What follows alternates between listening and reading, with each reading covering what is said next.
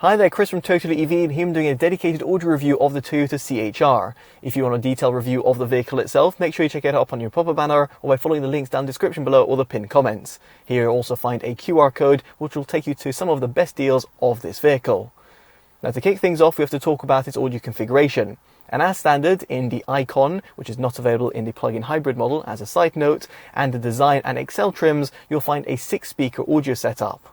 If, however, you go for a pretty spenny package on the Excel trim or go for the GR Sport model, you will find a pretty punchy 9-speaker JBL audio system, the latter actually being on review.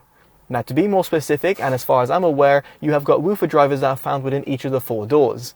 Then you have got mid-range drivers that are found towards the dashboard, and then tweeters that are found within the A-pillars. To complete the system, you have got a side-mounted subwoofer in the boot. Now if I do get some additional information from the manufacturer, I'll make sure I pop it down as a video note or in the description. Now for you to tinker around with the audio drivers, you want to navigate on the infotainment system. And here I've added 2 notches via the treble EQ and left the mid and bass untouched. I've left the speed dependent volume as medium. Now of course these are my subjective settings, so your mileage may vary depending on your overall music genre and of course taste. Now in terms of connecting up to the infotainment system, you have got Bluetooth, and here it's actually great to see that you have got the SBC and also the LDAC codecs, the latter actually being quite rare. This effectively is going to be handy for those of us who have an Android device because it gives you the utmost audio transmission to a source and therefore reduces the overall quality loss that you would have gotten, for example, with the SBC or AAC codecs, which are often present and what you'll be able to find in other vehicles.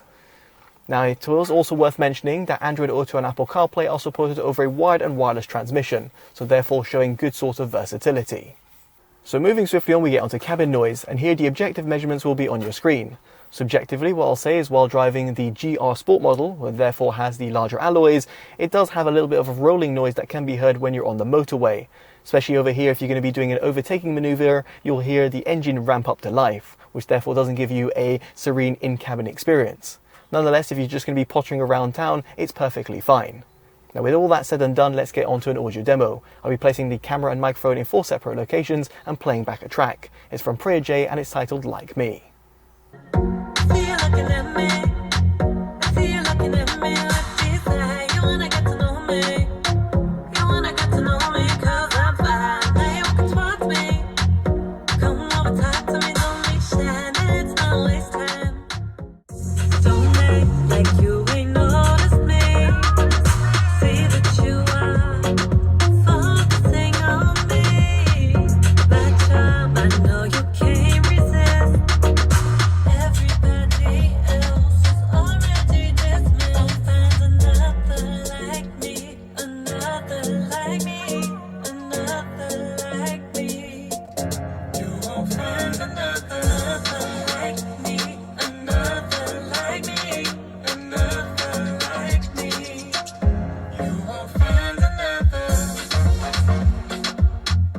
So I appreciate an audio demo over YouTube is not quite ideal, but I thought to provide it as it gives you a bit of a taster as to what to expect. In terms of my own subjective opinion, as someone who's reviewed over 800 audio related devices and over 130 in-car audio systems, I do think it does a decent job across the sound frequency range. Now let me expand. First off, in terms of the sub-bass tones, that side-mounted subwoofer that's found within the boot actually does do a pretty good job, both in terms of the amount of quantity and quality. It does extend pretty low in the lower end tones.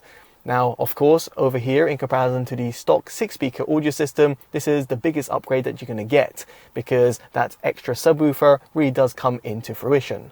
Now in terms of the overall mid-bass tones, the woofer drivers that are positioned within each of the 4 doors do a decent job, both in terms of quantity and also control. I had no issues whatsoever while listening back to my favourite tracks, and I didn't have any sort of rattle either. Here you might want to EQ it via the infotainment system, and therefore adding a few notches will give you a little bit of extra oomph. However, if you're listening to more classical music, feel free to take a few notches off in order to get a little bit more accuracy in the mids. Now this does actually bring me onto one of its weakest points. The overall vocal tones do not come to the foreground, and it's somewhat classic JBL, in that the male and female vocals do feel pushed back, and therefore you've got a V-shaped sound signature. Here you might want to adjust the mid EQ via the infotainment system, but by doing so you'll take away from the overall accuracy and give you a somewhat veiled sound. So therefore I'd urge you not to do that and just accept that you've got a somewhat pushed back mid-range.